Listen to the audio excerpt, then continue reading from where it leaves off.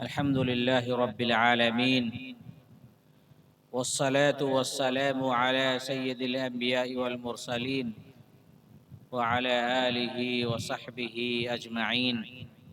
أما بعد، أعوذ بالله من الشيطان الرجيم. بسم الله الرحمن الرحيم. قال الله تبارك وتعالى: إن الدين عند الله الإسلام. وقال تعالى: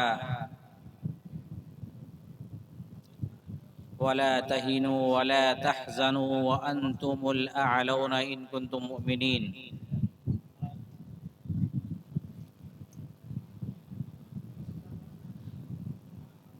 اسٹیج پر بیٹھے ہوئے معزز و محترم حضرات علماء کرام اور اس تاریخ ساز اجلاس میں حاضر ہونے والے بزرگوں، دوستوں، نوجوانوں اور جہاں تک میری آواز پہنچ رہی ہے، پردہ نشی میری مائیں اور بہنیں،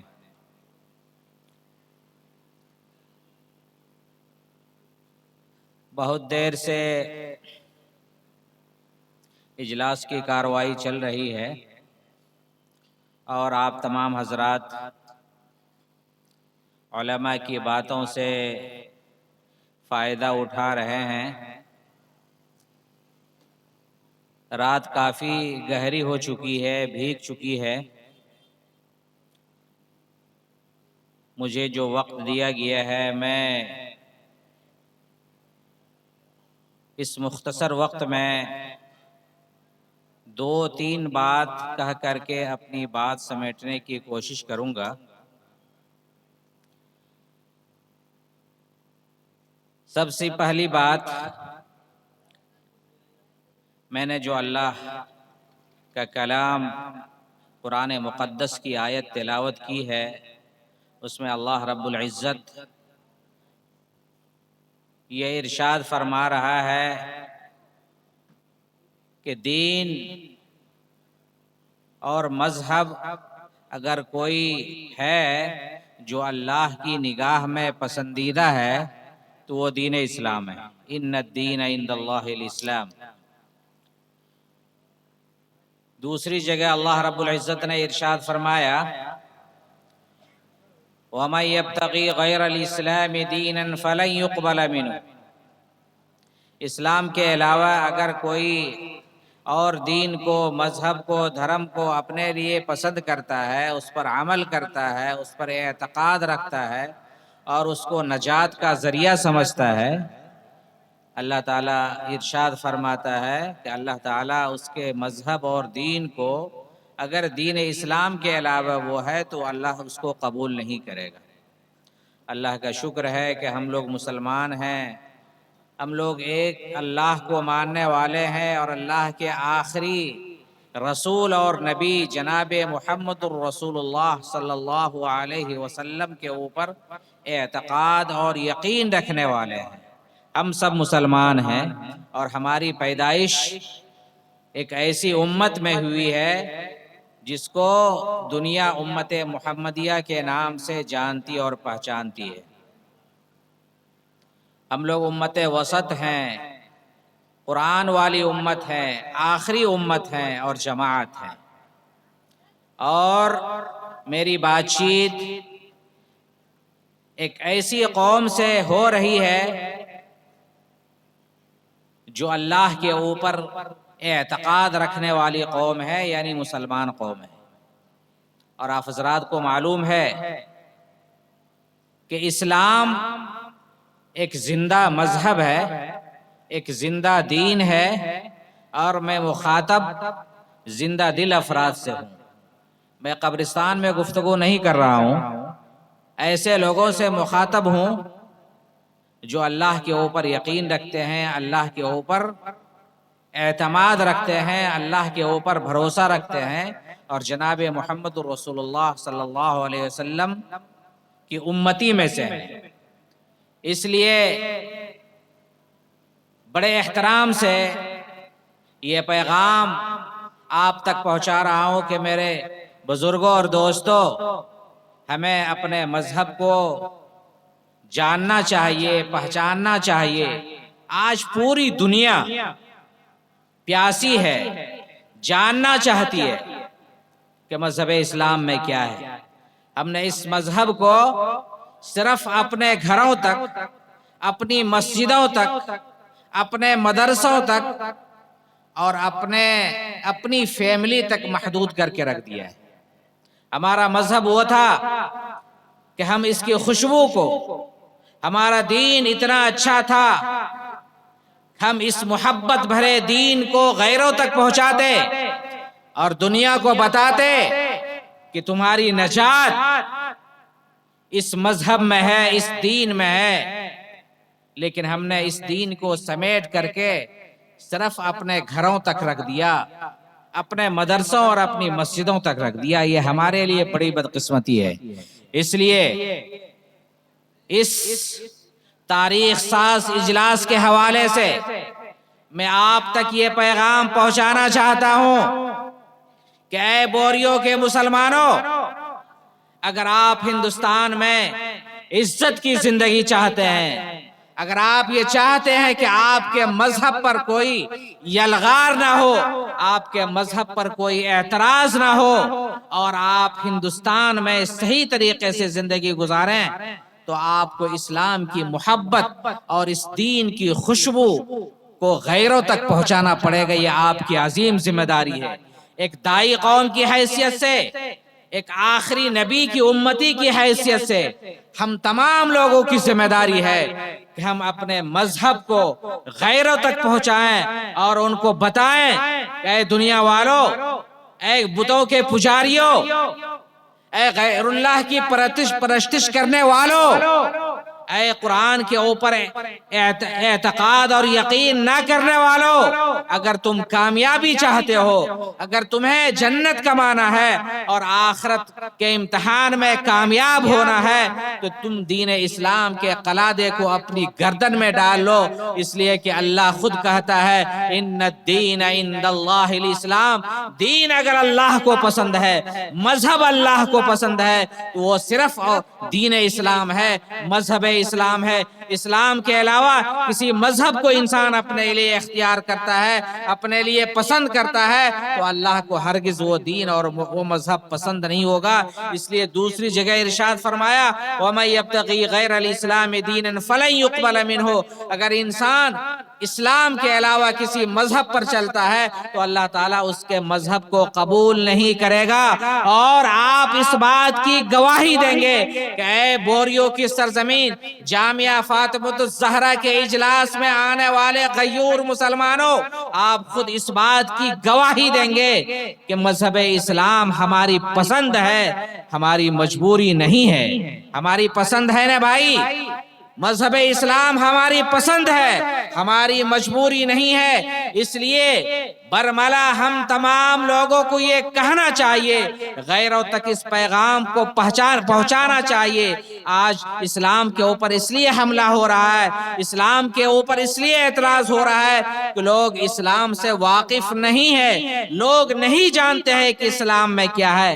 ایک چھوٹی سی مثال لے لیجئے، آج پوری دنیا عورتوں کے حوالے سے اسلام کو بدنام کر رہی ہے۔ دنیا یہ کہتی ہے کہ اسلام میں عورتوں کا کوئی حق نہیں ہے، اسلام میں عورتوں کی کوئی عزت نہیں ہے، اسلام میں عورتوں کا کوئی رتبہ نہیں ہے۔ میں اس حوالے سے، چونکہ ہماری مائیں اور بہنیں بھی یہاں ہیں، یہ پیغام آپ تک پہنچانا چاہتا ہوں کہ جب انسان اس دنیا میں پیدا ہوتا ہے تو آپ ایمانداری سے بتلائیں کہ جب بچہ پیدا ہوتا ہے تو اس کا سب سے پہلا حق کیا ہے؟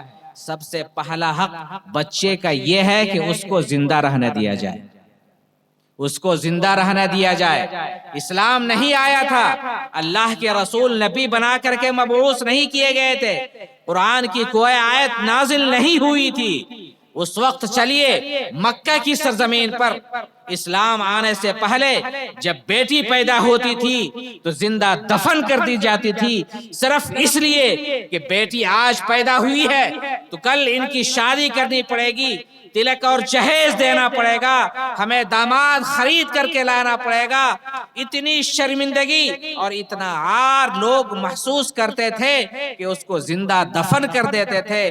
اسلام آیا تو اسلام نے پوری دنیا کو یہ پیغام دیا کہ اے دنیا والو، اگر بیٹا پیدا ہوتا ہے تو تم اپنے سر کو فخر سے بلند کر کے کہتے ہو کہ میرے گھر میں بچے کی پیدائش ہوئی ہے، لڑکا پیدا ہوا ہے، اور جب لڑکی پیدا ہوتی ہے تو تم اپنے سر کو جھکا لیتے ہو، اپنی گردن کو جھکا کر کے کہتے ہو کہ یہ تو شرمندگی اور عار کی چیز ہے۔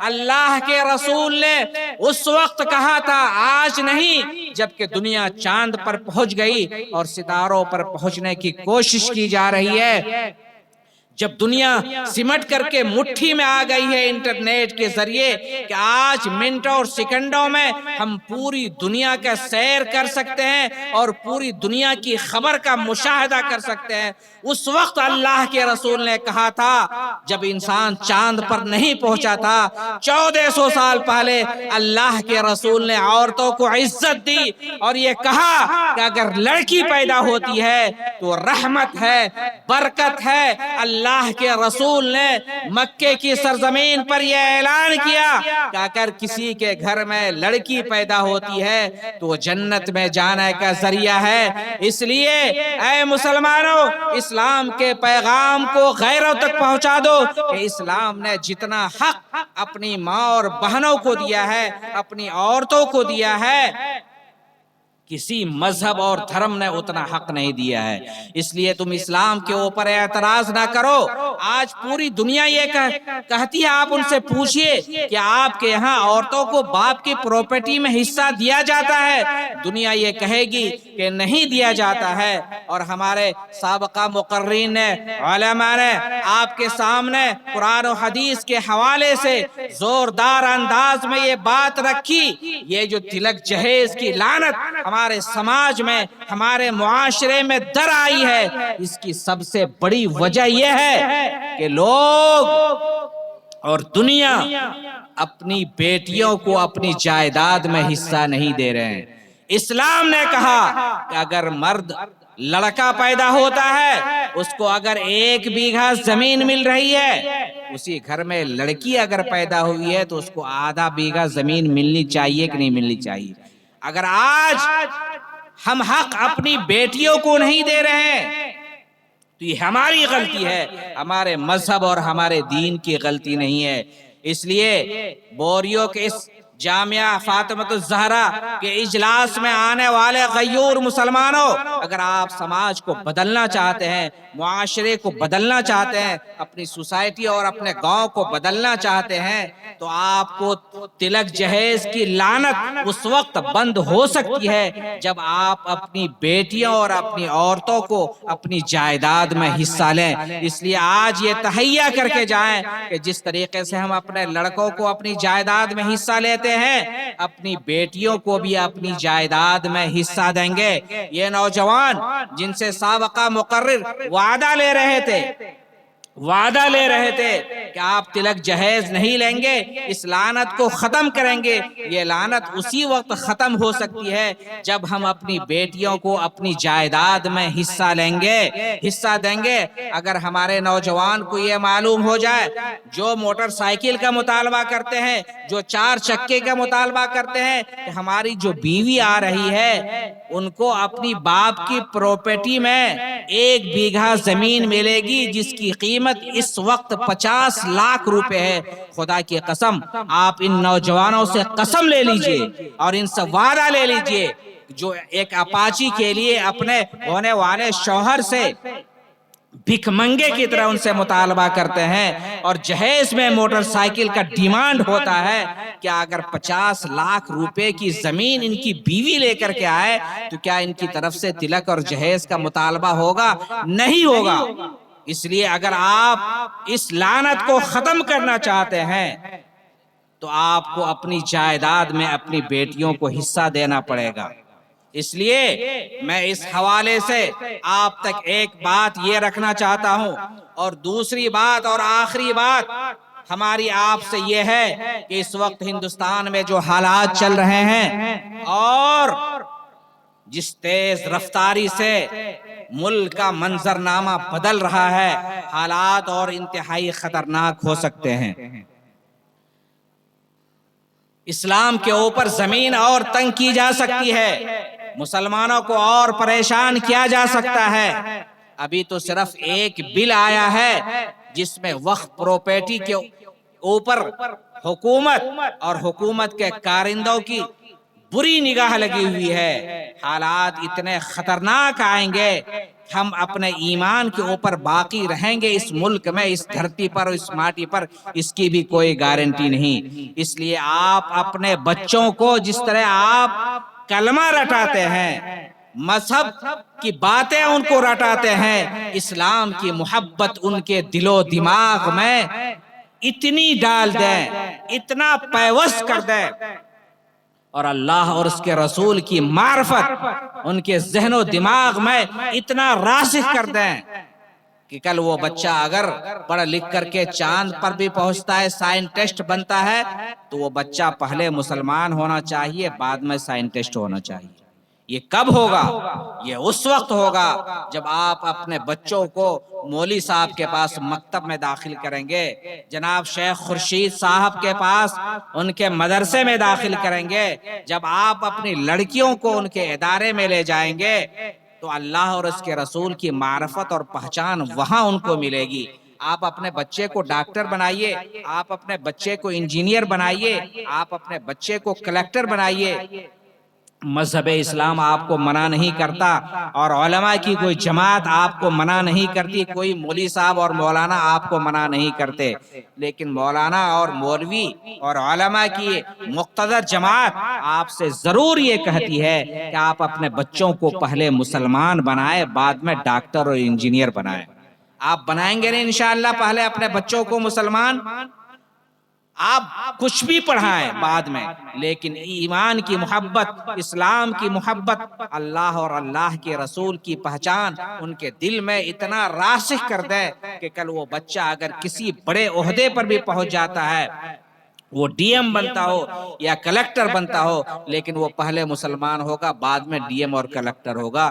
یہ دو باتیں ہم نے آپ کے سامنے رکھی، اور ایک آخری بات کہہ کر کے میں اپنی بات ختم کرتا ہوں۔ میرے دوستوں اور بزرگوں، جب پانچوں انگلی یہ بن جاتی ہے تو مٹھی بنتی ہے۔ مقصد یہ ہے، ہندوستان کی سرزمین پر اگر ہمیں عزت سے رہنا ہے، اسلام کی سربلندی اگر ہمیں چاہیے، تو ہمیں اتحاد اور اتفاق کی دولت کو ہمیشہ اختیار کرنا چاہیے، اس دولت کی قدر کرنی چاہیے۔ ہم اپنے مسلکوں کا نام پر، ہم اپنی برادریوں کے نام پر، ہم اپنے خانوادے کے نام پر، ہم اپنے گاؤں کے نام پر آپس میں ہمیں تفرقہ نہیں کرنا چاہیے۔ اللہ کی رسی کو مضبوطی سے پکڑ کر کے اتحاد کے ساتھ، اتفاق کے ساتھ اس سرزمین پر ہمیں زندہ رہنا ہے، تب ہم اس سرزمین پر عزت سے زندہ رہ سکتے ہیں۔ ایک آخری بات کہہ کر کے میں اپنی بات ختم کرتا ہوں، چونکہ ہمیں جو وقت دیا گیا وقت پورا ہو چکا، لیکن جب آپ کی سرزمین پر ہماری آمد ہوئی، اور یہ ہماری آمد پہلی مرتبہ ہوئی ہے صاحب گنج کے علاقے میں کئی مرتبہ آیا ہوں، لیکن اس سرزمین پر میں پہلی مرتبہ آیا۔ اس سرزمین پر آنے کے بعد بڑی خوشی ہو رہی ہے، اور میں شکریہ ادا کرنا چاہتا ہوں فضیلت الشیخ جناب خورشید صاحب کا، جس نے ہمیں یہ مبارک موقع عطا فرمایا۔ یہاں آ کر کے مجھے محسوس ہو رہا ہے کہ یہاں کے لوگ زندہ دل لوگ ہیں، زندہ دل لوگ ہیں، جبھی تو اتنا بڑا پنڈال لگایا گیا۔ علماء کی ایک بڑی جماعت اور مقتدر جماعت آپ کے اس ادارے کے حوالے سے اسٹیج پر یہاں فضیلت الشیخ نے جمع کیا۔ ان علماء کی باتوں کو گرہ باندھ کر کے آپ یہاں سے جائیں۔ اتنا بڑا پنڈال لگایا گیا، اتنے زیادہ اخراجات کیے گئے، یہ صرف دکان لگانے کے لیے نہیں، یہ مارکیٹ میں سامان فروخت کرنے کے لیے نہیں، بلکہ اللہ اور اللہ کے رسول کی محبت میں یہ اتنا بڑا اجلاس منعقد کیا گیا، یہ صرف آپ کو بتلانے کے لیے ہے کہ ہمارا اور آپ کا رشتہ جس مذہب سے ہے، جس دین سے ہے، جس دھرم سے ہے، وہ اللہ کی نگاہ میں پسندیدہ ہے۔ ہم خود بھوکا رہیں گے لیکن اسلام کو کبھی ذلیل اور رسوا نہیں کریں گے۔ ایک زندہ قوم کی حیثیت سے آپ سب کو یہ نصیحت ہے، آپ سب کو ہمارا یہ پیغام ہے کہ ہم خود بھی زندہ رہیں گے اور اپنے مذہب کو بھی زندہ رکھیں گے۔ ہمارا مذہب کیسے زندہ رہے گا؟ جب ہماری شناخت زندہ رہے گی، ہم اپنی پیشانی کو اللہ کے سامنے جھکائیں گے۔ اللہ کے رسول جناب محمد الرسول اللہ صلی اللہ علیہ وسلم جب حجۃ الوداع میں گئے تو دو پیغام اپنی تقریر اور اپنے خطاب میں آپ نے دیا۔ وہ دو بات کہہ کر کے 2 منٹ میں اپنی بات ختم کرتا ہوں۔ ایک بات تو آپ نے یہ کہی بہت ساری باتوں کے علاوہ، الصلاۃ وما ملکت ایمانکم، کہ نماز تمہاری زندگی سے نہیں جانی چاہیے۔ نماز ایمان کی علامت ہے، نماز حق اور باطل کی پہچان ہے۔ نماز ہماری پیشانی اگر اللہ کے سامنے جھکے گی تو زندگی کے ہر میدان میں ہم کامیاب ہوں گے، ہمارے گھروں میں برکت ہوگی۔ نماز ہماری زندگی میں نہیں رہے گی، خود بھی رسوا ہوں گے اور اسلام کو بھی داغدار کریں گے، اسلام کو بھی رسوا کریں گے۔ اس لیے اس بات کو گرہ باندھ کر کے جائیں کہ کچھ بھی ہو جائے لیکن نماز ہماری قضا نہیں ہوگی، نماز ہم 5 وقت جماعت سے ادا کریں گے نا بھائی انشاءاللہ۔ ایک آخری بات کہا کر کے، چونکہ حجۃ الوداع میں 2 بڑے پیغامات دیے گئے تھے، ایک تو نماز سے متعلق اور ایک عورتوں کے حقوق سے متعلق، چونکہ دنیا اعتراض کرتی ہے کہ اسلام میں عورتوں کو کوئی حق نہیں دیا گیا، اس لیے اس حوالے سے بھی ہمیں بیدار رہنا ہے۔ عورتوں کا حق ادا کیجئے اور عورتوں کو خوش رکھیے، عورتوں کو خوش رکھیے گا تو آپ کے گھر میں برکت آئے گی۔ عورتوں کی تعریف کیجئے، جو ان کے جائز حقوق ہیں، جو واجبات ہیں، جو فرائض ہیں، اس تعلق سے آپ بیدار رہیے۔ ان ساری باتوں کا آپ اگر اہتمام کریں گے اپنی زندگی میں تو انشاءاللہ ہماری دنیا بھی کامیاب ہوگی اور ہماری آخرت بھی کامیاب ہوگی۔ میں اللہ رب العزت سے دعا کرتا ہوں کہ اللہ رب العزت ہمارے اس اجتماع کو قبول فرما لے، اور جن بزرگوں نے، جن مقتدر علماء نے جس ادارے کے تعلق سے یہ اجلاس منعقد کیا گیا ہے، یہ محفل سجائی ہے، ان بزرگوں نے، اللہ تعالیٰ ان کے اخلاص کو قبول فرما لے اور ہمیں اجتماعیت کے ساتھ، اتحاد کے ساتھ، اس ملک پر عزت کے ساتھ زندہ رہنے کی توفیق عطا فرمائے۔ ربنا تقبل منا انک انت السمیع العلیم وآخر دعوانا ان الحمد للہ رب العالمین۔ پھر میں آخر میں فضیلت الشیخ جناب خورشید صاحب کا بہت ممنون و مشکور ہوں کہ انہوں نے ہم کو یہ قیمتی موقع میسر فرمایا۔ میرا رشتہ اور تعلق چونکہ امارت شریعہ سے ہے، آپ تمام حضرات امارت شریعہ کے لیے بھی دعا فرمائیں کہ جو بزرگوں نے 100 سال پہلے جو شجر لگایا تھا، اگر کسی غلط شخص کی نگاہ اس ادارے پر پڑ گئی ہے تو جتنی بھی تنظیمیں ہیں، جتنی بھی انجمن ہے، چاہے وہ علماء حدیث کی انجمن ہو، جماعت ہو یا اور بھی جو دوسری جماعتیں ہیں، سب کو اللہ تعالیٰ نگاہ بد سے محفوظ رکھے اور سب کی خدمات کو قبول فرما لے۔ وآخر دعوانا ان الحمد للہ رب العالمین۔ جزاکم اللہ احسن الجزاء والسلام علیکم ورحمۃ اللہ وبرکاتہ۔ ماشاءاللہ، الحمدللہ۔